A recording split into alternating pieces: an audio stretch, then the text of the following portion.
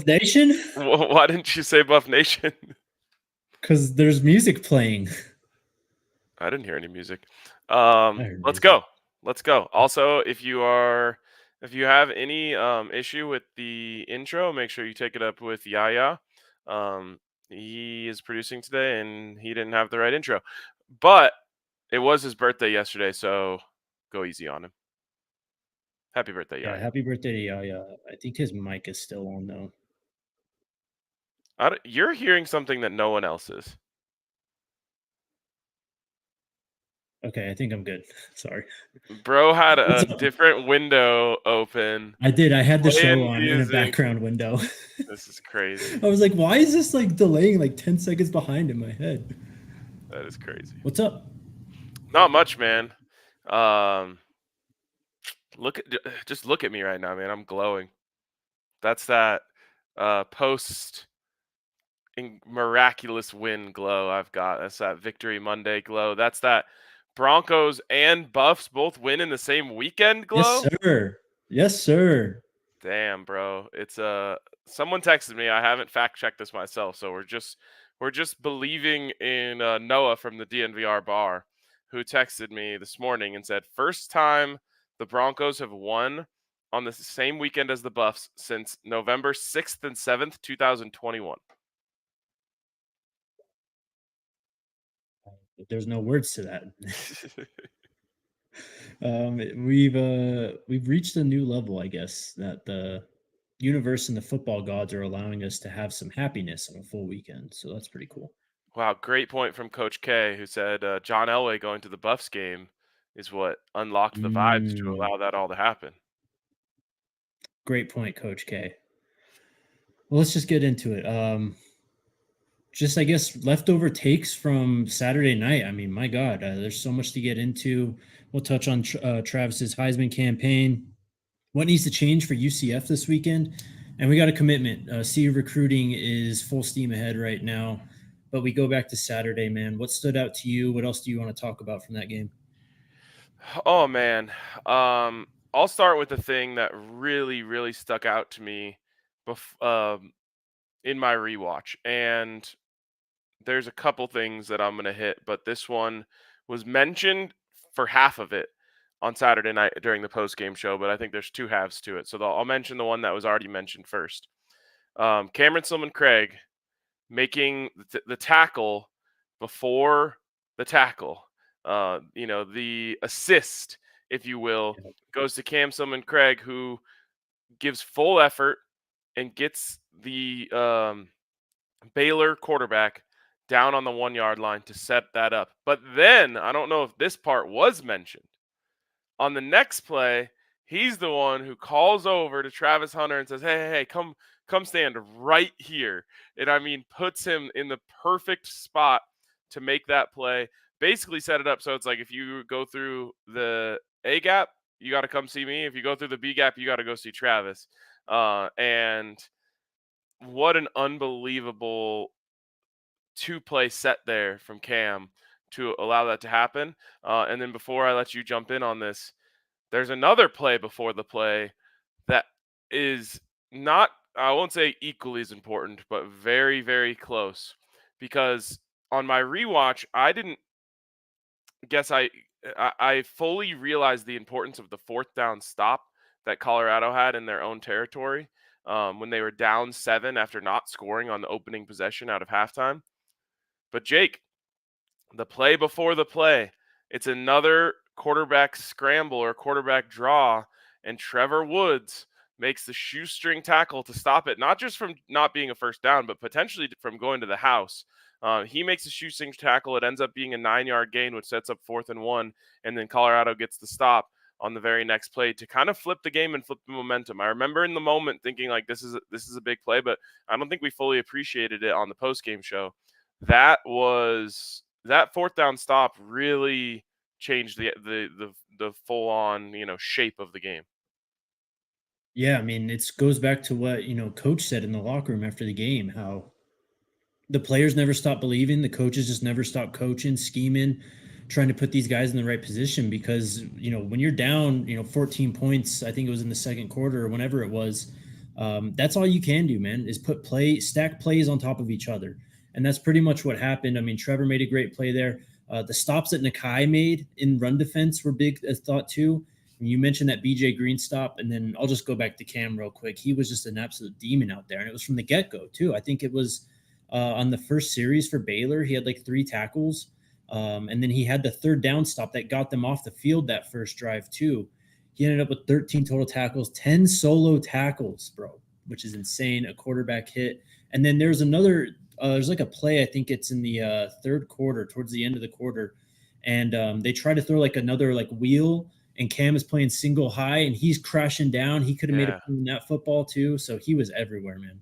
Yeah, that was scary. I thought he got hurt on that play because they both kind of dove for the ball and ended up crashing into each other. I think he just got, kind of shaken up from the collision, but he ended up being fine. But like even then, it's just so Cam. He's rattled. He's banged up after that play. And I'm expecting, you see him start running back. He's running back to his position. I thought he was running to the sideline, like, hey, I need a breather. No, he just runs to his spot and he's like trying to get it together. He's like kind of like angry, like getting it together before the play. And they end up getting off the field on that series as well. So can't say enough about him. And by the way, I don't know if I should say this because I don't want it to get sold out before I'd order mine. I got to figure out what size I want to get, but you can now on the official CU Buffs team store order your Cam Silman Craig jerseys. Yeah. So anyways, those were my 2, like when I rewatched the game, like, man, these were big. Like we knew, I guess the last one was big, but that second one with Trevor making that play was like, whew, that could have really flipped the whole thing. Yep. And then even going back to the Hail Mary, like if Will somehow catches that ball before the Hail Mary, like time probably runs out too. Because they're not going to get time to really, set the ball. He's got to score there if he catches it. So, he drops it, clock stops, and the Buffs get one more chance, thankfully. Yeah, I still think that he maybe loses his balance because he's like juggling the ball. I'm wondering if he Yeah. goes up and catches it with his hands, if he just lands on 2 feet and just backpedals into the end zone. Like, Yeah. it's kind of like he like falls back and then he's juggling trying to grab it, and I think that might be why he lost his balance. In the end, it doesn't matter, and that's the crazy part about watching that final series over again is every like there's so many things that happen where if you're watching it live, you're just like, oh, this is the break that loses us the game. And somehow, some way, it didn't matter. There was no break, no bad break that could stop them from their destiny, which was to win that game. No doubt, man. Because, like, how about the spot on LeJonte's catch? Oh, the one on where he's like curling back towards the Yes. sideline? That is one of the worst spots I've ever seen. It cost them 20 yards or 20 seconds. Yeah. In 2 yards. I don't know, man. I mean, Well, I don't know what. Go ahead. I'm talking over you too I was much. just gonna say, I don't know what the refs are like looking for there because he gets his feet down and he's like clearly a yard past the line of scrimmage. The ball first like touches him like 3 yards past the marker, and then they mark it right behind the marker, which is basically where he was tackled, not where he caught the football too. So, bad luck there, I guess, but it thankfully ended up not mattering. But man, that could have been things could have been a lot easier for CU on that final possession of regulation. Totally. I mean, the Travis catch that wasn't completely reshapes that game. They might end up, scoring with 30 seconds left if that ends up being a catch. That spot is tragic, and that's on the refs, not just for missing the spot. The spot was kind of a tough spot for the guy who had to spot it because the play was so far ahead of him. But someone has to have the balls to say, stop the play. I know it's like a free stoppage for CU, and they don't want to give those out. Someone has to have the balls to say, stop the play. I don't think we got this right. The ref on the other side, or like we had the expedited review on Shador getting sacked in the backfield. Where's the expedited review? That is a immediate reaction. All it takes is one look at that replay to know, oh, they missed this spot by multiple yards and it's going to change the entire course of the game. We have to stop this right now and get it right. And so that was really disappointing to me that they couldn't get that figured out. Yeah, same. Let's just go to Travis then, because I think that we're really starting to see the start of a Heisman campaign here. You know, the H12 or HE12 man, which I think is pretty cool too, because it's like saying he's the man as well, with that hashtag. But some updated Heisman odds have come out today. It looks like the odds-on leader is still Cam Ward at plus 350. Jackson Dart's up there at plus 500. Milrose up there at plus 750.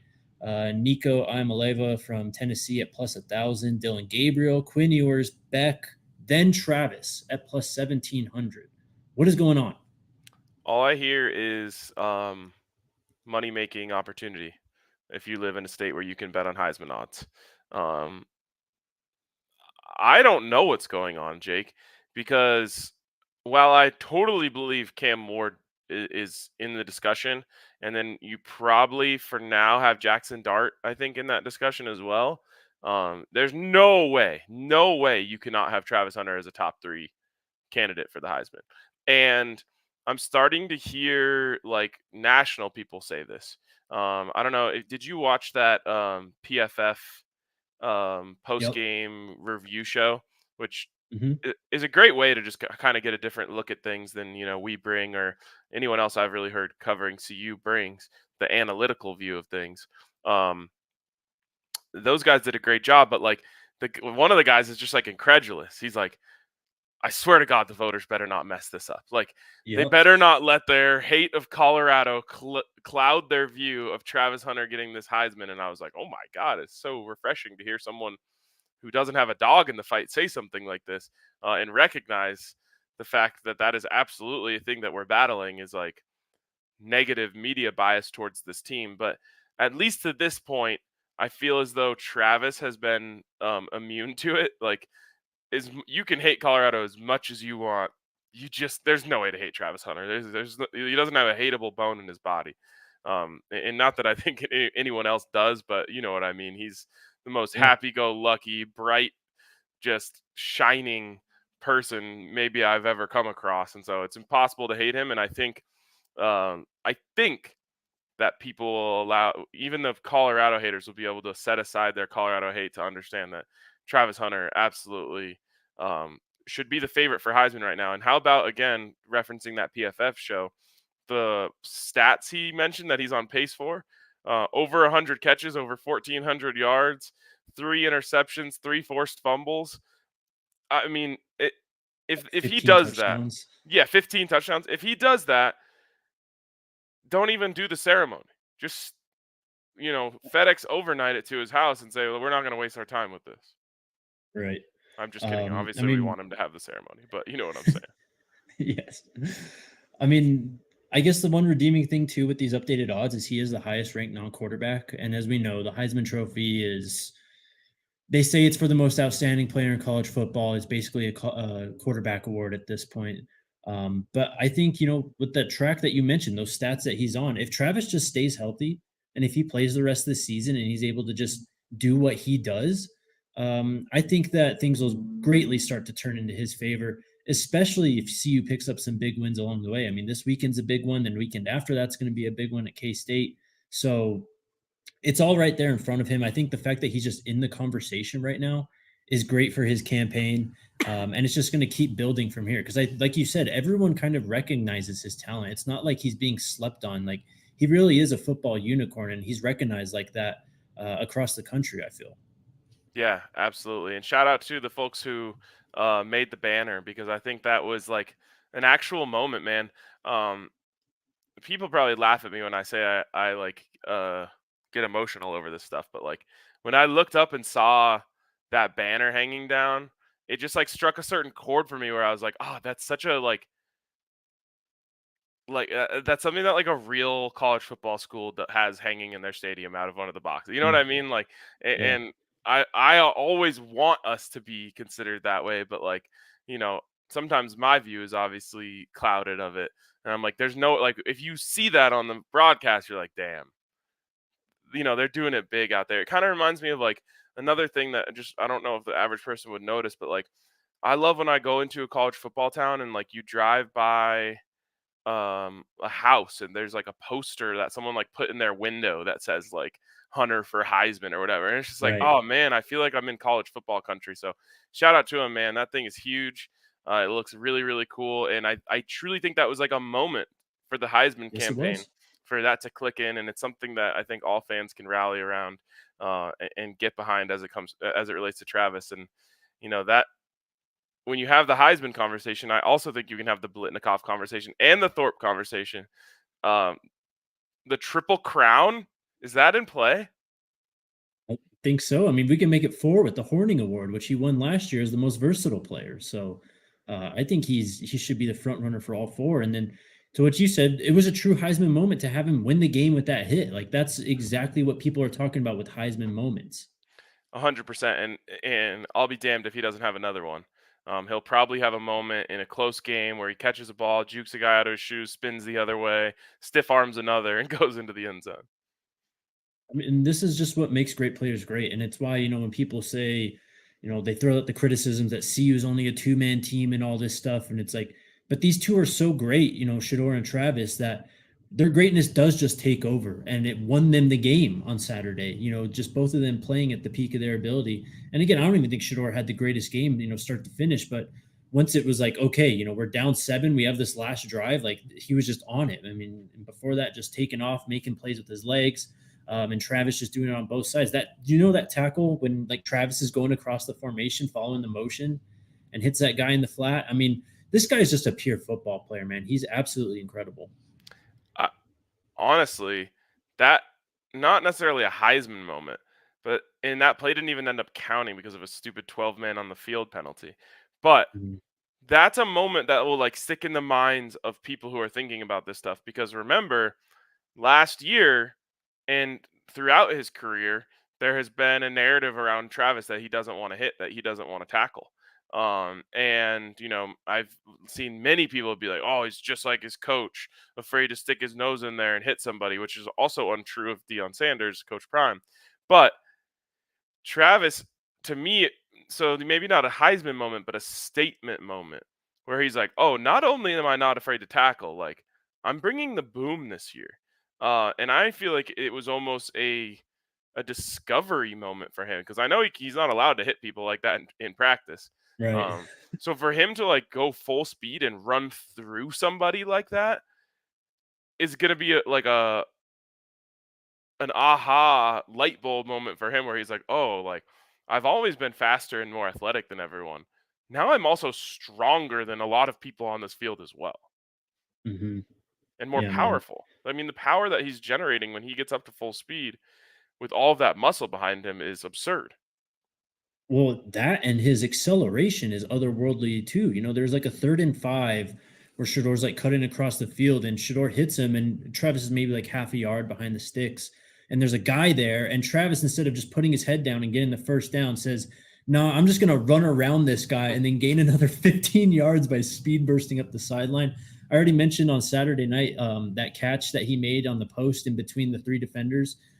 His ability to just accelerate once he saw Shador throw the ball. And then the play, I think, maybe it was, I don't think it was right after that, but it's shortly after that where Travis is like leaking out from the other side of the field. And he's just weaving between defenders, just finding his way through the zones. And Shador just lays it up there. And the acceleration for Travis to go and get that too is just otherworldly. He's generational, man. Well, and what a design for Pat Shermer. Deserves credit for that one. And there's a couple people who deserve credit on this.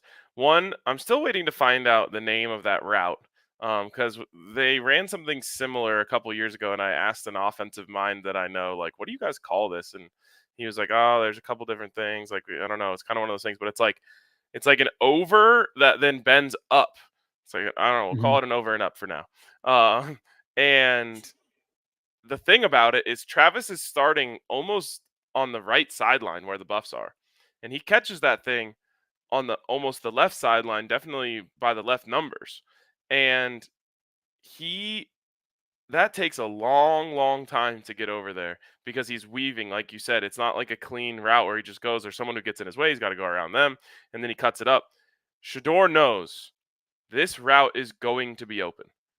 All Mhm. I have to do is make sure that I can buy enough time. And so Shador backpedals 10 yards to just buy Yeah. time for that route. And again, you want to talk about like NFL throws, NFL moments, to have that type of uh arm that you're willing to say, let me back up 10 yards and turn this from a 40-yard throw into a 50-yard throw, no problem, and then put it on the money is just special, special stuff. So, um, more of that. And just to add, well, I'll let you react to that first. Yeah, I mean, again, Travis is still like working his way through defenders when Shador puts it up. I mean, it's ultimate trust. These guys have ultimate trust in each other. And it's, I think, what allows them to make these super, just special plays, man. I mean, they're stupid, really. Shador's literally throwing in the triple coverage, but he knows Travis is going to have the speed and then just the athleticism to get up and play the ball, high point it. And it was a perfect throw, too. Like, none of those defenders were able to actually make a play on the football. It was just right in the breadbasket. And there's really no, yeah, I mean, it's just he's unbelievable. Someone said cross wheel, which I like. It does kind of end up being a wheel at the end of it. Um,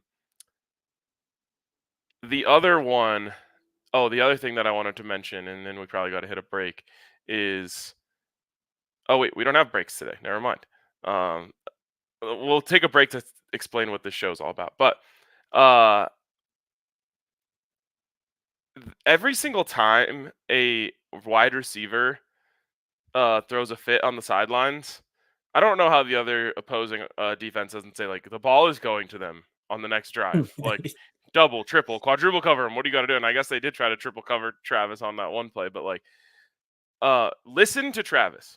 I was actually going to go back and chart this today. I just haven't had time because I was editing that video that I made. Which, if you haven't seen it, go check out any of my socials. I spent a lot of time on it, so hopefully you guys think it's cool. It's fire. Thank you.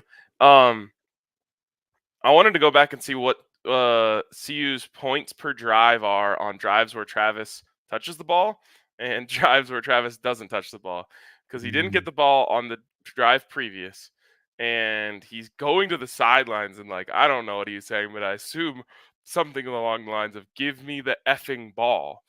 And so then the next drive they go out there and they're like, "All right, Travis, we're giving you the ball." And they call and they design plays to get him. You know, they lined him up in the slot on that post route that they hit. That's like doing something to change up the look to give him a better chance of getting the ball. Then the other one is just like Shador, if you can buy time, Travis is going to get to the spot. I mean, I always I mentioned this like with Nikola Jokic comparisons. I've now compared both Shador and Travis to him, but it's like you you just got to give him the ball. Like you can't go multiple plays, multiple possessions without making sure that the best player on the field is getting the rock. So you know, someone's job on staff, if it's not directly Pat Shermer's, should just be like, draw me up 10 plays a game that gets the ball into Travis Hunter's hands, and we'll see which ones we want to take and install. Or 10 plays a day, I should say. No, you're absolutely right. I mean, I remember like in the middle of the third quarter, just like the offense was not going to Travis. I think at that point you only had like 4 catches for like 60 yards or something. It's just like if you're gonna win this game, if you're gonna win almost any game when you have a Travis Hunter, like you just have to feed the guy. Yeah. And then he You know, goes back to the and sidelines after that one and he's like, thank you. You see what happens when yes, you give me the rock. I mean, he's not wrong, man. I mean, they got to use him more. I mean, 4 touches or whatever it was going into the fourth quarter is crazy, and I know he made up for it, in the end, obviously. But you got to feed him early and often, and you got to keep going to him in different ways, though. And I think that's a lot of what the issues with the play calling was in the third quarter. Was it was almost just getting too cute. You know, they were really trying to run the ball, maintain the balance of the offense. But then, you kind of forget about getting the ball to Travis somehow. And that's how they got into that situation where, you're going down and you need a Hail Mary to win the game. Yeah, absolutely. What I was going to say is because a lot of people have said, like, it's time to move on, time to start talking about UCF. We got the whole week to talk about UCF. The reason actually why we installed this show, which is ad free because it's outside of our normal 5 shows. This is our 6th show that we are now doing per week, is so we could have an extra day to talk about what we saw in the game, because it felt like last year when we did get to Tuesday for our first studio show of the week, because we go Tuesday through Saturday, um, by then it was like actually time to move on. So we didn't have enough time to reflect on the game. So this show is kind of about reflecting back on the game. Yeah, I'm sure there's weeks where we're going to talk a little more about the look forward, but just wanted people to understand, kind of what the setup is of the show. That's also why we're not in studio on these days. Yep. And it's why we just kind of go until we go on these shows too. I mean, we don't know how long we're going for. Yep. Anything else on this game that you want to touch on before we kind of move on to recruiting? Because recruiting is on fire right now.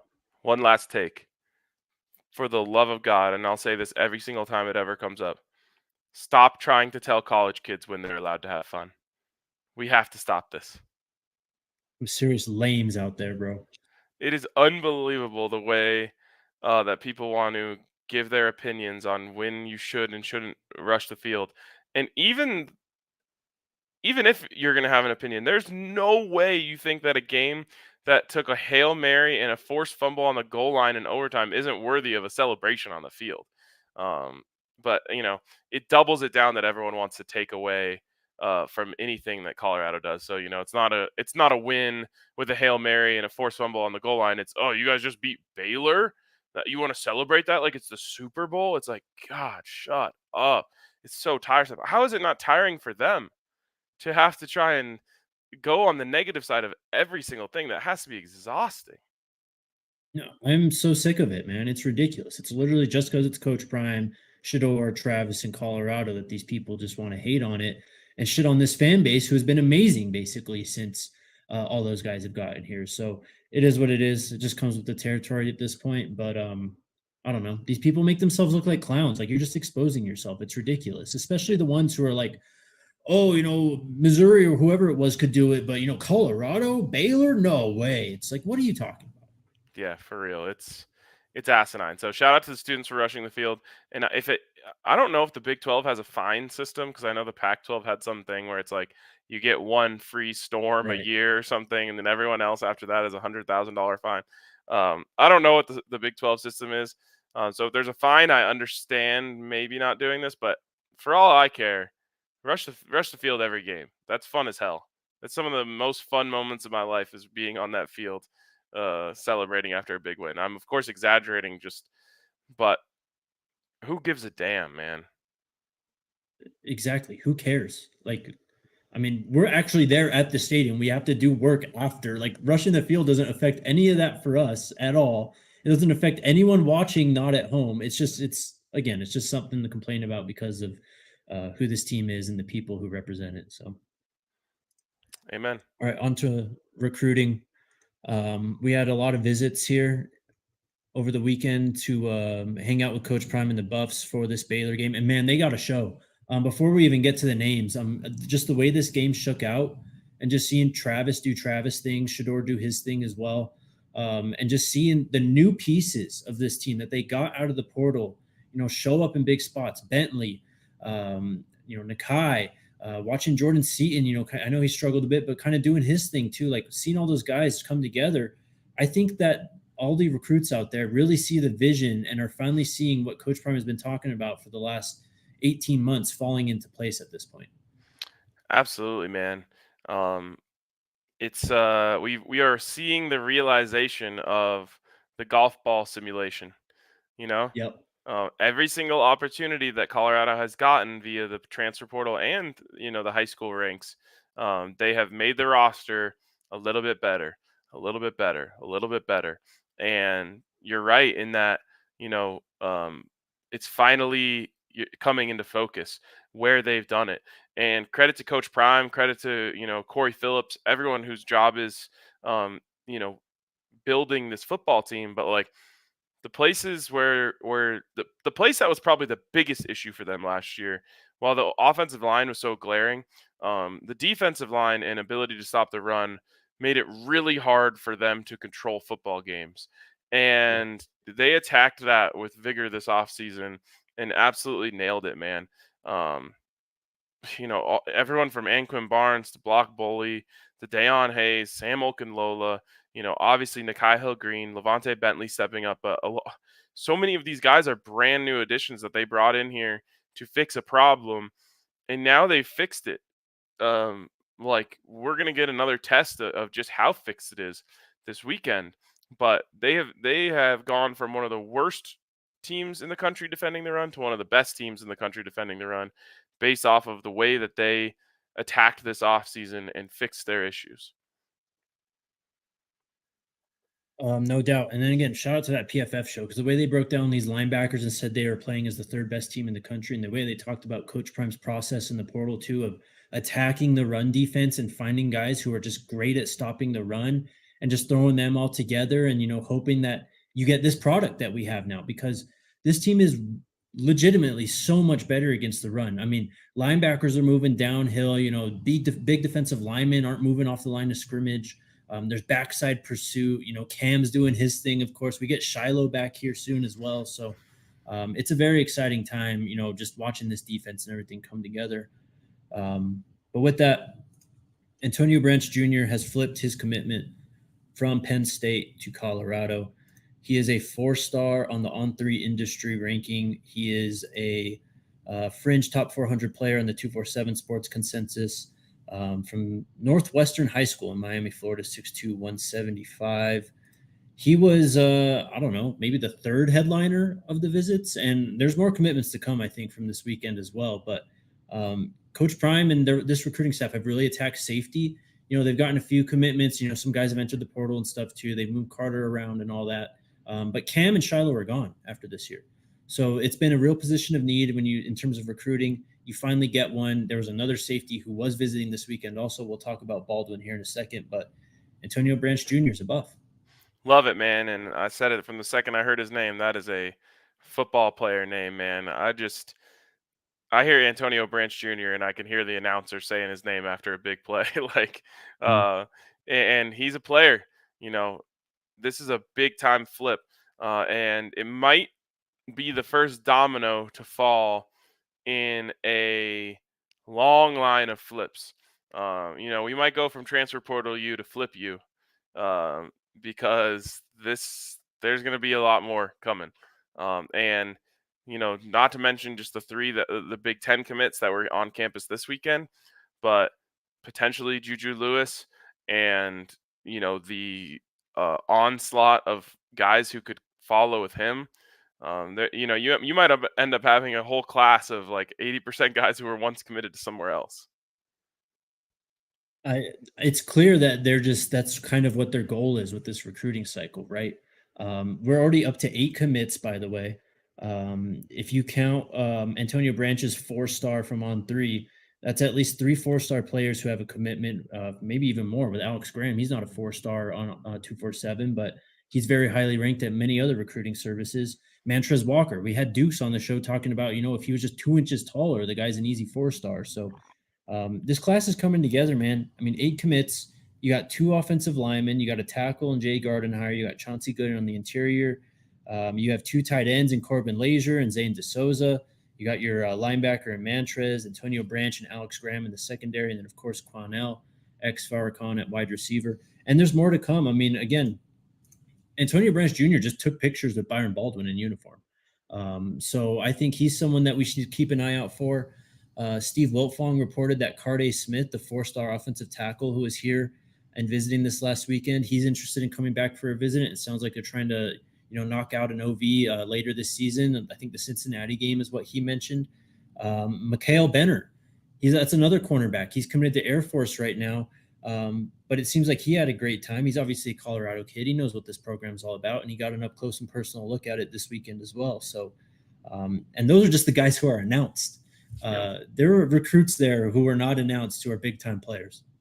Absolutely, man. And this last weekend was the first time I think we can say it since the TCU game. It was a movie. It truly felt like a movie out there. And I just can't imagine, man, if you were a recruit watching all of that unfold in front of you, just like that. I mean, truly played out like a script. And then, you're going in the locker room afterwards and there's a party going on in there, and like everything that just comes with a game day in Boulder where there's a win like that. There's no way you can't get swept up in that environment and say, I got to be a part of this next year. Right. Carday Smith does have some Juju connections. He visited Auburn with Juju, and that basically after that visit, Carday decommitted from Auburn and then went to USC and then ended up committing there. So I think there's some obvious connections to Juju there. We already know all the guys who came on that visit in June. So wait and see. But I feel really good just about where this team sits in terms of recruiting, because we know once the season ends and the portal opens too, they're going to be working the portal. They're probably going to be candidates to get some of the best players out of the portal. And, of course, there's Julian, but Coach Prime always has something up his sleeve with a 5-star. So whether it's an offensive lineman, defensive lineman, corner, whatever it is. So I feel great about where this team stands for the future. Absolutely, man. I feel great about it as well. Yeah, can you star that so we can hit it later? I mean, that's all I got for recruitment. If you want to get on to what needs to be fixed for this week. Yeah. First, I want to talk about something else that I think needs to be fixed, and it's not getting fixed anytime soon. But first, I want to ask your opinion on it. Just, I'm not even going to lead you in any way, actually, even though I kind of already did a little bit. How did you feel about the uniform on Saturday? Oh, Any other love takes? them. I mean, I love the stripes on them. I love they incorporated the flat irons. I mean, it's gold, black, gold. I mean, it looked great. That's good. That's actually great for me to hear. You know, when you're just like too close to something, you ever like written a story that was like really serious for you, and so you read it 100 times. And by the time you read it the 100th time, you're like, is this even good at all? Um, Right. you like it just happened to me with that video that I made. Like I'm tweaking every little thing. I'm like, no one's gonna notice this like little sound level or whatever. Um, I think that's where I'm at with the uniforms, and specifically the colors of the gold. It It drives me insane that that all the golds don't line up. I think it's one of those things where I'm just being too I'm too I've looked at it too much. You know what I mean? Like the helmet gold doesn't necessarily match the jersey gold, which doesn't necessarily match the pants gold, which didn't match the shoes gold, and it for some reason it kills me. But I thought I love let me just come back from my little nitpicky fit there and say the actual design of the jersey fire.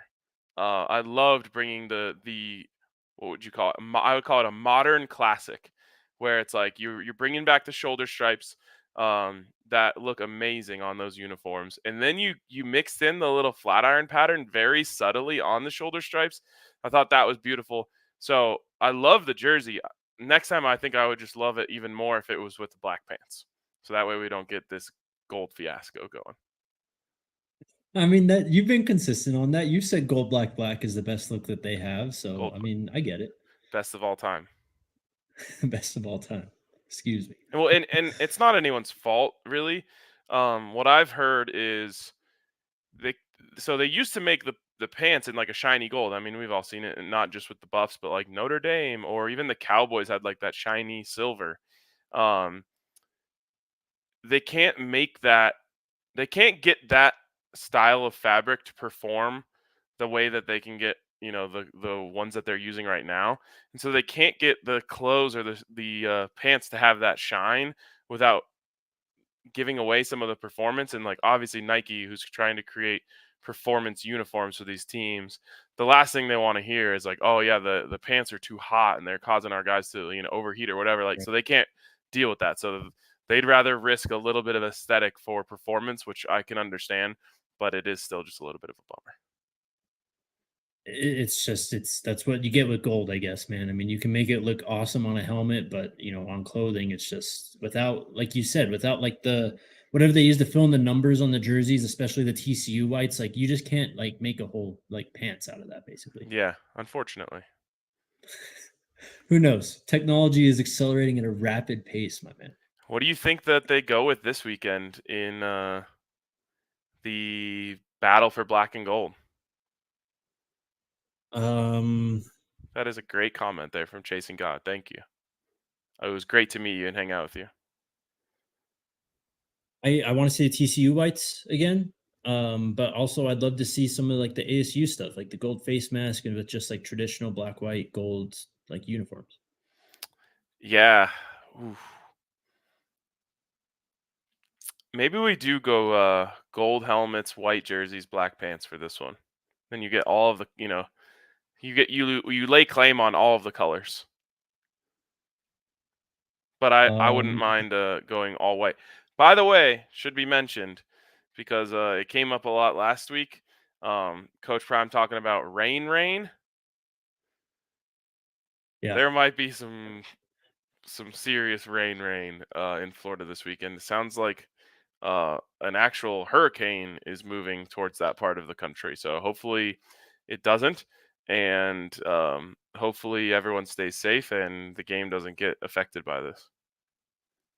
Yeah, that would suck. I know a lot of people have been looking forward to this one, as have we. There's 4 road games left, including this one. It's UCF, Arizona, Texas Tech, Kansas. Which game is deserving of the TCU Whites? Sam again? UCF, Arizona, Texas Tech, and Kansas. Well, if you think from just a pure heat standpoint, this would be the one that you would want to be in all white. Yes. So that makes sense to me. But also, especially after last week and the fact that this week is the 30th anniversary of the Miracle at Michigan, maybe you do go with the traditional gold, white, black look. Arizona is a good one for it. I mean, honestly, that uniform is so good that anytime it comes out will be great. We'll see if we see it this weekend. Okay. What needs to change for next week? What needs to fit? I know a lot of people want to talk about special teams. We can do that right now if you want. We can talk about offensive line. We can talk about getting, Chidoze back, Shiloh back. Where do you want to go? Someone said stop calling it the TCU Whites. I assume it's because it just sounds like their student section. Anyways, uh, I'm, I'm gonna go away from the offensive line on this first one, and say that the number one thing that needs to get fixed going into this week is quarterback draw defense. Mm, And it sounds like a small thing, but it's actually a huge thing. KJ Jefferson is already a big man who's incredibly difficult to tackle. I gotta turn off the comments right now. And this defense has allowed, much lesser athletes to hurt them on this play. So I I assume the easy fix here is like when you see it go empty, there's an immediate check to a zone defense that allows them to be a little more, allows the defenders to keep their eyes on the quarterback a little bit more. But if it was that easy, I would have assumed that they would have installed that after they got gashed on it against North Dakota State. So I don't know exactly what the answer is for this. You saw actually Baylor ran a great stunt. It was kind of like a delayed stunt that would almost to me looked like it was a setup where they everyone went wide and it looked like the sea just parted for Shador. And right when he kind of took a step forward, they looped around and hit him. yep. Um, Yep. so, there's different ways to kind of set this up and try to defend it. To me, the best way is to just not be in man defense so that all of your Right. secondary doesn't have their back to the quarterback. But that has to be fixed immediately because I promise you right now, you're not just going to see one look that ends in a quarterback draw in a short yardage situation. You're probably going to see 6 or 7 different looks from Gus Malzahn this weekend that are all built to expose what you have showed to be your worst quality on defense so far. So there needs to be a whole plan to stopping just that one specific concept.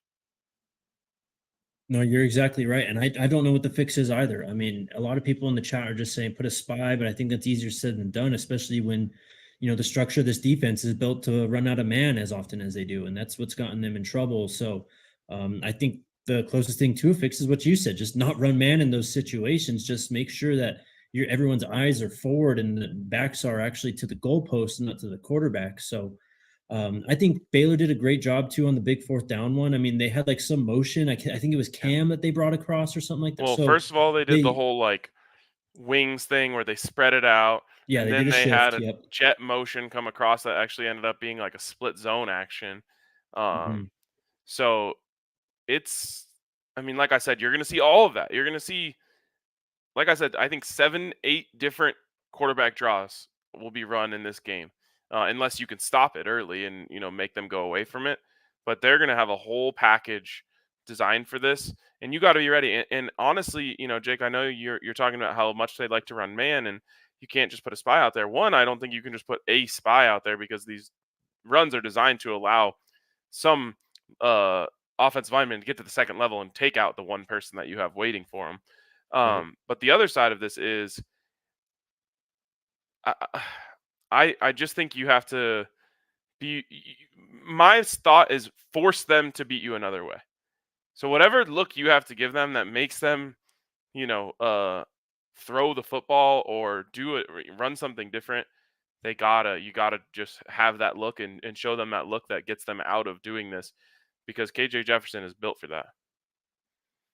Yeah, just looking through the stats right now, KJ in the first 3 games of the year, first game 11 rushing attempts, second game 9, third game 9.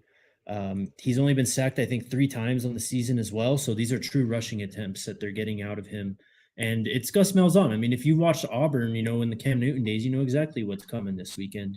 And if you've watched KJ Jefferson in the past, I mean, the two marry together, and it makes sense. What they're going to try and do. RJ Harvey's a great back as well. So I know Coach Livingston said that they felt like they had QB draw and all that stuff figured out going into this game, but it's obviously not fixed. So we'll see. I truly don't know what the fix is for this thing, because if team comes out in 10 personnel and they split you 5 wide, like, I trust these defenders one-on-one in man coverage. Like, I just do. And that's just, I think, the best call at this point. But we've now seen what the counterpunch is to that. And so you got to have a counter for that counter. I'll go to the offensive line, man.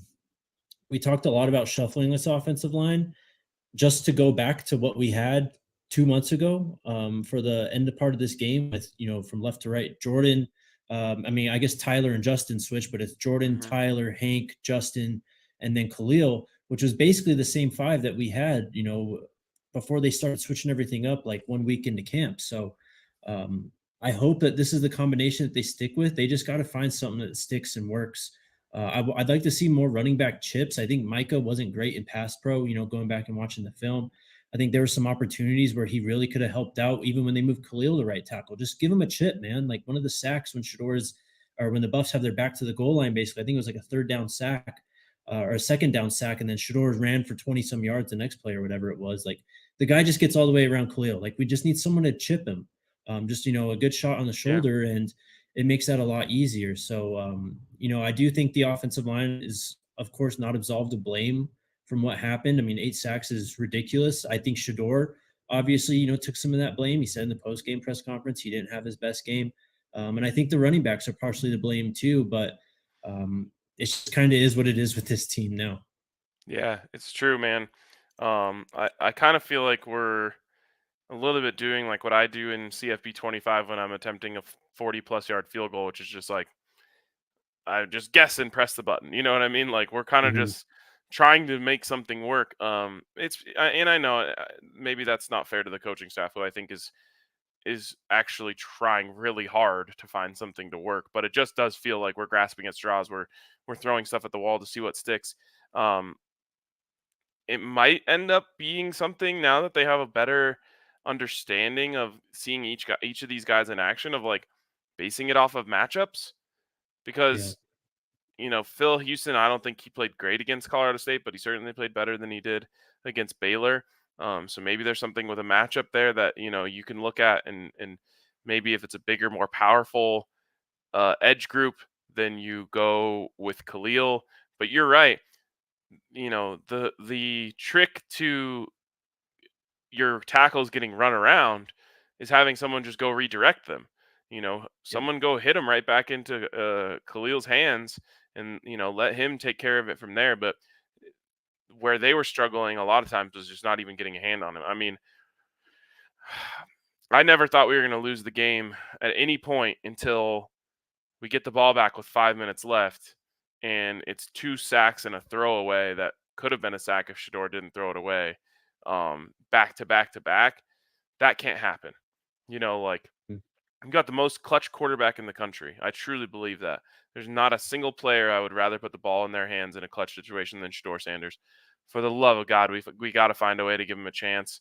And especially in moments like that, we need to be hyper aware of, hey, take a player out of the route concept. You know that Shador is going to be able to buy time, to allow the receivers to work their way open if he gets past his drop. So bring someone to chip, do whatever you have to do, max protect if you have to, and make something happen to allow Shador to then throw the football. Yeah, and then just to go back to the 4th and 8 when they went for it in Baylor territory late in the game, Shador's just got to throw the ball. I don't care if it's picked off. That's as effective as a punt at that point. He's just got to throw the ball downfield there. You cannot take a sack in that situation. So Shador's talked about this, and I think that's one of his greatest criticisms right now is holding on to the ball and just trying to make too much happen, especially in those situations where it's like you're already kind of going for it. You just can't take a sack. Like, throw it up. It doesn't matter if it's picked off at the 2-yard line. That's as good of a punt as you could have asked for, as many people were asking for in that situation. So that's it on Yeah. that, really. The only thing I'll say for that in his defense is that he saw an opening and he thought he was gonna be able to run for it, and then out of nowhere he's getting hit and didn't Right. really have time to react after that. But I agree. I mean, Travis is double teamed in that situation. I'd still rather see what happens when you play 500 with Travis against two defensive Right. backs. Right. And Jimmy, a little further down the field was actually wide open because Travis was getting double teamed. Now that would have been, he would have needed a little more time to get that throw off. But like you said, just sling it up there and say, "Go get it, Travis." Yep. Otherwise, I'm excited. I mean, we should get Chidoze back this weekend, is what it sounds like. It sounds like Shiloh's going to try and come back this weekend, which is also exciting. But the team is getting healthier, it seems. It's just nice to see right now. Hopefully Shador's hanging in there and Travis are hanging in there just in terms of their workload and the hits they've already taken. Dallin went through a whole pregame routine. He suited up for this game. He just obviously wasn't in there. So I think he's feeling good. And man, he was really testing out that ankle. I was watching him warm up on Saturday afternoon, and he seems like he's good to go. So this team, I think, is going to have reinforcements coming in before we head to Orlando. Love it, man. And 3 rushing touchdowns last week after having 0 Yep. going into the week. So that's a great step in the right direction. Would love to see what Dallin could look like now that they've kind of focused more on the run and have opened some new holes open. Uh, exciting to think about. Hopefully Block Bully can go. Hopefully Shiloh can go, and hopefully the rest of the team continues to stay healthy. Someone mentioned about Jace Feely. He did tear his ACL. He announced that on Twitter yesterday, and we talked about that on the post game show. Neely did. Super unfortunate. And speaking of things that need to get fixed, you got to figure something out on the kickoff. I know a lot of people are mentioning Stojanovic. I watched all of the kickers warm up out of halftime because that's what Jace went down before halftime. So I was like, all right, who's it gonna be? Can any of these guys kick it into the end zone? And none of them were. So doesn't sound like there's a secret weapon that you can pull out of your back pocket and say, oh, this guy can kick it out of the end zone. Shocking to me that we don't have guys that can do that because it feels like every other team in the country does. But you're going to have to come up with something totally new because the rest of the season, I don't think we're kicking it out of the end zone. I mean, give Mate a shot. It's not unheard of to have your punter, be the kickoff man, just because those guys usually have big legs. Honestly, at what point do you just ask Travis, like, can you kick it out of the end zone? I'm serious. That is being brought up in the comments right now. I'm not putting Travis in harm's way more than he already is. He wouldn't be in harm's way. He'd be the last man on your kickoff team.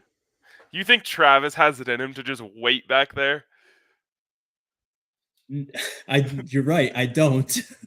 But if he can kick it out of the end zone, why not? I mean, honestly, we've watched him kick in the IPF. Yeah. I mean, Travis can do anything, so I would fully believe that he could do that. But sounds even crazy to think to even bring it up to me.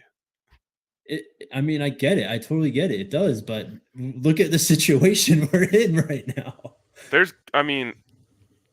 I'm also being serious when I say hold an open tryout on campus. Former soccer player. When I was in high school, our kicker on our high school team kicked it out of the end zone every single time, and he didn't even end up playing in college. He just went to CU. Um, like if they had made that call, I would have told him he needs to go try out. Like anything, we don't need a field goal kicker to be able to kick it through the uprights. We need someone who can just hit the shit out of the ball off a tee. Yes. Like you don't have to be a good golfer to hit a long drive. Some guys are just big and strong and they can do it. There's got to be someone on campus who can kick it that hard. Yep. If I had to guess, I think Nate probably takes kickoffs, at least for next weekend, but it's tough to say at this point. I don't think anyone knows. Yeah, I don't know. It's going to be and honestly, like I hope there's a better plan this week. But last week the pooch kick was worse in my opinion than just kicking it out of bounds. Just kick it out of bounds and let him have it on the 40 because that takes the return out of it. The play that Jace got hurt on was actually a pooch. And if Jace isn't down there making a play, that one might have gone to the crib. Yep. 100%, man. I don't know what's going on with LeJohntay. They put Jimmy back there towards the end of the game to return punts. I think we've got to be more effective there. I mean, we just have so many athletes. Like we should not be. I don't know what our average is right now, but we should be being held to like 5-yard returns. So I think that needs to be obviously kickoff. I don't know what happened. Some guys got crossed up or something, or maybe it was someone who was in for someone else. Whatever the deal was with that obviously has to be fixed. But shout out to Mata because he was really the true shining spot of special teams on Saturday. He was, man. And like you mentioned on the post game show, his field goal, which of course ends up being big in an overtime game, was one of the best kicks of his career, at least in Boulder. Anything else you want to hit before we get into questions? Really quick on punt return. I don't really think that's on LeJohntay or Jimmy. I just haven't seen really anything open for them, so we got to do a better job of blocking on those. Mm-hmm. No, you're right. All right, yeah. Let's do some questions. Super chat from East Coast Kev. People can hate Prime all they want. College football would suck without him. Even the detractors that hate Prime are benefiting. At least say thanks. Great point. Thank you, Kev. For real. I almost wanted to say it too. UCF was celebrating getting Big Noon kickoff there this week. I just wanted to quote tweet it and say you're welcome, but I wasn't on that timing yet. Deep down, they know. They know. They do for sure.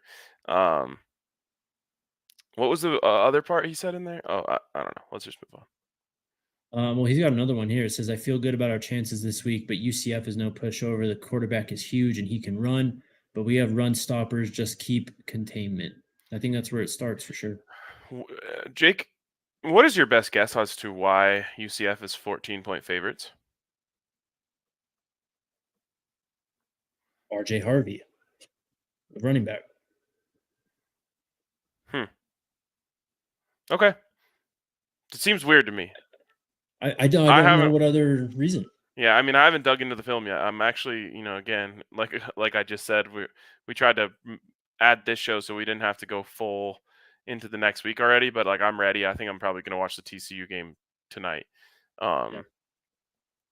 That's the only team they've played, and they beat them by 1 on the road, 35-34. Good win for them, but TCU got their doors blown off by SMU this weekend.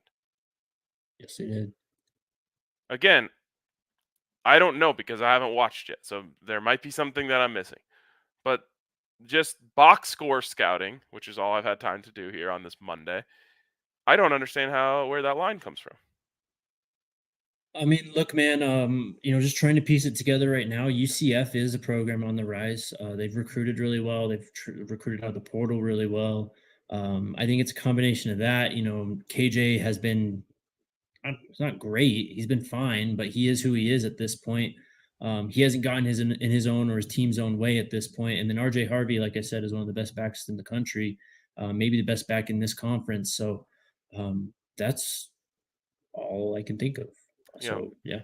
Stoney says, just don't bet RK, please. As much as a 14-point spread tantalizes me, I won't. No one's more superstitious about this shit than me. I can promise you that. Yep. So now we're 2-0 until proven innocent. Me betting on the games is guilty. Chris with the super chat says, got 12 at plus 6,500 for Heisman. Buyout is 2.7 times my bet in Rising. Took the RK advice in the summer. Also got the over for the season at 4.5. Easy money. Shout out to you, Chris. Appreciate you, man. So buyout is 2.7x, but you're looking at 65x. They better get more serious with that offer. Oh, for sure. I mean, like I said, I think it was plus 1,700, those updated odds I said. So that was a great bet to take in the first place. But I think we can all agree that Travis odds should only go up from here if he just keeps being Travis. Yep, absolutely. Stays healthy. Yep. Larry says, wasn't that the throwback uni? I think it was, right? It was, yeah. It's like I said, a modern classic is what I would call it. Mm-hmm. Last time we saw those was the TCU game in 22, right? When they were honoring Cliff Branch, I think. They did a different setup then. Remember they had the stripe on the helmet? Right, but I think it was the striped, obviously without the flat irons, but it was the striped jerseys, right? I don't remember. Those helmets were sick, though. Yeah. I'd also like to see us bring back the helmet with the old school Ralphie on it. Mm. Yeah, like the all gold colored one. I know what you're talking about. VHF says, could Colorado open on campus tryouts for kicker? We've talked about that. Yeah, I mean you can do whatever you want. Just get a guy a walk-on spot. Yep. Zachary, what time is Coach Prime press conference? Not Monday, but tomorrow. It's usually at the same time, around 11. It's streamed on the Buffs TV, I think, account, and then we of course have it on our YouTube as soon as it's up. Jared says, what is the chance that Travis Hunter does not win the Heisman, the Blitnikoff, or the Thorpe Award despite being the best player in CFB? I think it would be very, very surprising if he didn't get any of those. He'd have to, I mean, knock on wood, but something would have to happen, or someone would have to, do something to him like that happened last year, honestly. Yep. All right. Here's the question that many are asking. When does the road trip begin? First of all, we start with sad news that I've already said on this show many times, but a reminder that makes me more sad than any of you is that I am not going this week. One of my best friends, all the way back from fourth grade, is getting married in Tahoe this weekend. So that is where I will be. Wedding starts at 4. Game is at 12:30 kickoff local, so I should be good to watch the full game. And then I'm thinking like maybe when you guys are doing post game show, I can hop on suited and booted from the wedding and give some takes. Yeah, we can send you the link. We can have you in on a post game, I'm sure. Love it. But yeah. And then go ahead. Yeah. Go ahead. Well, I no, was just gonna say. You said. I was gonna say this was the one road trip that we weren't actually able to do on the bus. The bus will still be making it to Orlando, but it's leaving tomorrow. So if the crew was going to go on the bus, they would have had to miss Coach Prime's press conference, the Wednesday press conferences. It would have created a whole fiasco. So we just decided to have the crew meet the bus out there.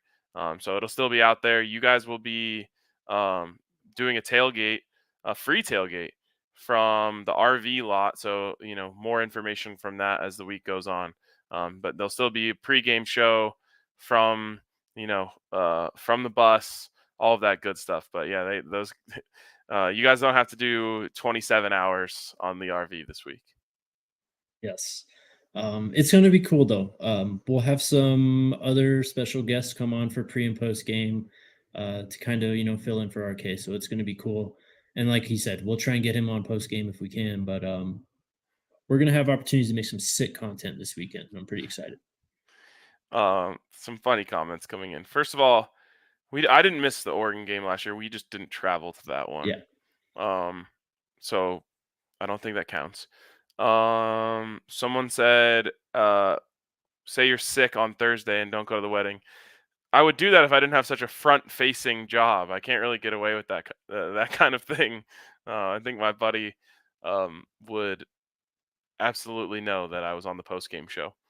I will say this: I've spent almost all of my career missing these sort of things during football season, and ended up regretting it. So with one of my best friends getting married this weekend, I was like, you know what? It is football season. I can pull that excuse and go do my job, which is truly like not a job to me. But I always felt like hollow after the things that I missed, and wishing that I would have just done it. So trying to make a little bit more space in my life for friends and family, because I think it's important to do. Yeah, man, definitely. Go do your thing. I mean, we'll hold it down, but we've got what, 7 more games after this weekend? Yep. 7, yeah. Yep. We'll be okay. Exactly. And then the last thing, what's like? Do you have an eye on this storm? You keeping an eye on Me? this? Yeah. Are you? Uh, Because I got to get word from Coach Prime tomorrow. All right. All right. I mean, I guess I'll track it, but I don't know. I mean, it is what it is. I'm sure we're gonna get rained on either way. So We'll see. I'm I'm hoping that the game, just is unaffected and gets to go on as normal. I hope so, man. All glory to Jesus with the comment says, guys, please help me understand why Shador is not even on the top 10 list for the Heisman Award. I genuinely don't understand. We don't understand either. I wish I could answer it. Well, actually, I could. It's because people just hate Shador for whatever he does on and off the field, and they just find a way to pick him apart. So I I don't know what he's got to do. I mean, he's got to have 70 touchdowns with 0 interceptions or something at this point. yeah, I'm disappointed that he's not getting more run in this conversation. Obviously, Travis, everyone's kind of latching on to that, which I understand because he's such a unicorn. And by the way, Heisman going to the most outstanding. Who stands out more than Travis Hunter? But Shador absolutely has to be in this conversation. I said this after the North Dakota State game, I think, and I'll say it again after this game. There's not another quarterback in the country, if you put them on Colorado's team on Saturday, that they would have won the football game. And I'm so confident in saying that. Even the throw on the Hail Mary, I don't like. He's such a magician that I just have to give him credit for this. I don't know if this was on purpose, but like, he throws it flat. He doesn't do your classic Yes. arching Hail Mary. And because of that, all of these guys who are over on the other side, which was part of the setup of the play, don't have time to get over to make a play on the ball. It's not a big jump ball. He sees the one-on-one matchup out there and throws a flat ball that doesn't allow any of their prevent players to make a play on it. It's just the one-on-one matchup for LeJohntay out there. Like, little things like that are just remarkable. And the fact that he threw 2 perfect Hail Mary balls back to back like that. I mean, Yep. how many other quarterbacks in the world are able to make 2 perfect Hail Mary throws back to back, whether it's caught or not? Insane. Insane. What's up, Ivan? He asks, if Travis wins the Triple Crown, should the Heisman Trophy be remade to shape his body against TCU like in the INT? I'm not going to say we need to go that far. Goes from the Heisman to the Hunter. There you go. I'm sure we see that play immortalized in some way at Colorado once Travis moves on, though. There's a lot of like semantics, I guess, being discussed over was it a Hail Mary, wasn't it a Hail Mary? I think by the definition of like just throw it up and pray that it lands in someone's hands, it wasn't a Hail Mary. But I think when you throw a ball 50 yards in the air on the final play of the game, it's going to be referred to as a Hail Mary. I think it's a Hail Mary when before the play starts, you're doing Hail Marys, praying to God or whatever that this play comes true. That's what that is. Well, and Shador quite literally said in the post-game press conference, "I threw it up and trusted God. I threw it into God's hands and Exactly. let Him." So yeah, I mean, Exactly. that's very Hail Mary of him. But I understand what people are saying of like it's more it had more structure and design to it and a plan than just throw it up. Or you're playing 500 down there. Right. I mean, I get that, but it's the last play of the game that you have to score. I mean, that's definition of Hail Mary to me. Yeah, to me, it's like anything outside of I don't know, 35, 30 yards. I mean, we called the Russell Wilson fail Mary, and that was from like 25 yards out, like Mm. in that play 10 Well, some years ago, whatever it was. You know what against I the mean? Packers. Yeah. Yeah, Like that fair. was like the 25-yard line. I don't. Yeah, I don't. Robert It doesn't matter to me. Robert says, "Can CU create a better three Q Third quarter third break. quarter break?" Oh, for night games like a great light show. We've talked about that. Yeah. Yeah, man. I would love to see it, and that's another excuse I'll make for not excuse, but a reason why the students rush the field. It's part of our game day atmosphere because no one else is trying all that much to improve it. Right. Right. Smuggles asks, "Is this the week we have a 100-yard rusher?" Um, I don't think so. I don't know yet. Like I said, I'm pretty blind on UCF so far. Not going to try to pretend like I know them when I don't. Same, and again, just box score. TCU ran 17 times for 58 yards as a team. So Okay. Yeah, that's not good. ASAP says, "Can you still add players to the team? Is that legal?" Yeah. Walk-ons, yeah. I mean, you could actually add scholarship players if you have them available. Mm-hmm. Transforming Eagle, are you guys going to homecoming at JSU with Neely? Maybe. Stay We, tuned. we got to Jesse see what says, we got to see what Kenny Highways is up to that weekend. yeah, that is true. Jesse says, "Where's the guys that came in from high school?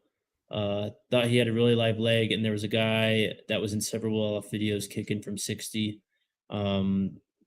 These are young guys, though, too. I think we need to remember that, and I think that gets lost in it. Like, there are some freshman kickers who make an impact in college football, but it's not like freshman kickers are running in and just immediately winning jobs all over the country. So, um, yeah, Yeah, I mean, I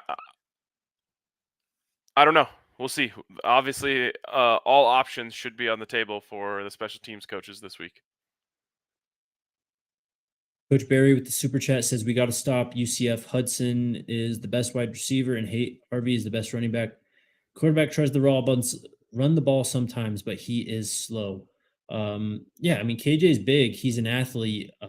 It's not like he's Jalen Milrow out there. You know what I mean? But he's hard to tackle if he's in the open field. He is very, very big. Sharon says, "I hate that Jace is hurt. What about the new freshman kicker? He's really good."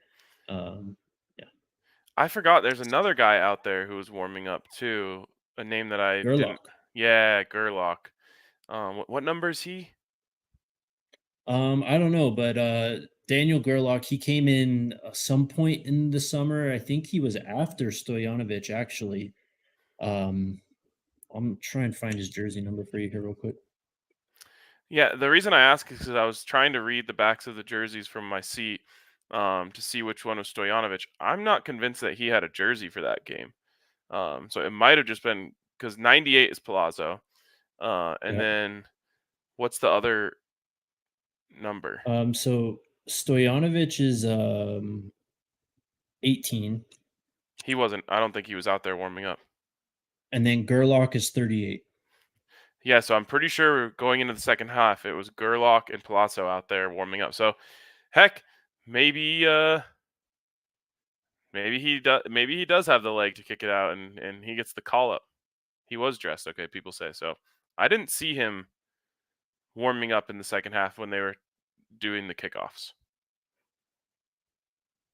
We'll find out. I'm sure someone will ask Coach Prime about it tomorrow as well. So we'll have a lot more information, I think, obviously, as the week goes on. Coach Barry, again, who do you sit out if you give Omari Miller a lot more time, Jimmy or Shepard? Because you're not going to sit Wester nor Travis. That's out of the question. You want to do this one first? Well, I mean, again, people hate when these guys get pit against each other, which I understand at some points, but other times you just got to be able to talk football. He plays Omari Miller plays Will Shepard's position more than he would play Jimmy Horn's position. So if that's the question, then Will Shepard would be the answer. Yep. Pretty clear and cut, I think, there. And Don Peasy. Let me just say, I think absolutely O has earned the right to get some more opportunities. Oh, yeah. Don Peasy with the super chat says, in person or Zoom, the show is goated. Saturday night win of the Travis's Heisman campaign is going to make this season's Coach Prime a must watch. Definitely. The cameras were out. On Saturday. Oh, man. Let's hope the season keeps on being a movie. Definitely. Last one here from Elizabeth. She asks, I keep hearing it's going to be horrible weather conditions this weekend. Do you think it'll have any effect on CU play? I think if it affects CU, it's going to affect UCF. They play on the same field. So we'll see. Yeah, I mean, just based on what I looked at right before the show, I'm a little bit concerned about just the game itself. Depending on which way this storm turns. Right now, it's looking like it's going to hit Florida. So I don't know, exactly. Obviously, we're not hurricane experts up here in landlocked Colorado, but I'm a little bit worried about it for sure. Oh, definitely. Early Apple weather forecast has 20%, 25% chance of rain at a kickoff. And that's what it says basically for the whole day. But obviously we're like 6 days out. So one more. Do you have something? Nope. Last one from Denard. Running backs are really good, but O-line needs to be better. Isaiah is the best back, in my opinion. He's stronger and gets you 4 to 6 yards a carry. I thought Isaiah played really well again. I thought so too. And he hasn't necessarily had a big gap yet, except for on the play that he fumbled against CSU. So I'm excited to see what he can do once he gets some open field, because he can really run. Yeah, man. I mean, let's go back to that third down before going for it on fourth down. I mean, that probably would have been his biggest play of the season so far, because there was at least 15, 20 yards of green grass in front of him. He ended up actually leading the team in rushing this weekend, 12 attempts for 41 yards. His long was only 6. He averaged 3.4 yards per carry. And then just that one reception where he obviously slipped and lost 3 yards. So it's clear that the guy is capable of popping off some, chunk plays. Yep. Anything else? I think we're good. That was long. It was long. All right. We'll be back tomorrow. Coach Prime press conference. We'll be up there for that, and then show right after as usual. But thank you guys for tuning in. Wait. Go ahead. I wanted to mention Traylon Miller at some point during the show, because I don't think we did in the post-game show. He was awesome, and I'm excited to see him keep getting more opportunities. Yeah, that juke was nasty. I love seeing him in 2-back sets too. So more of that going forward, please. All right, man. Let's go Buffs. See you tomorrow. See you guys tomorrow. Let's go Buffs. We all silly like the mayor.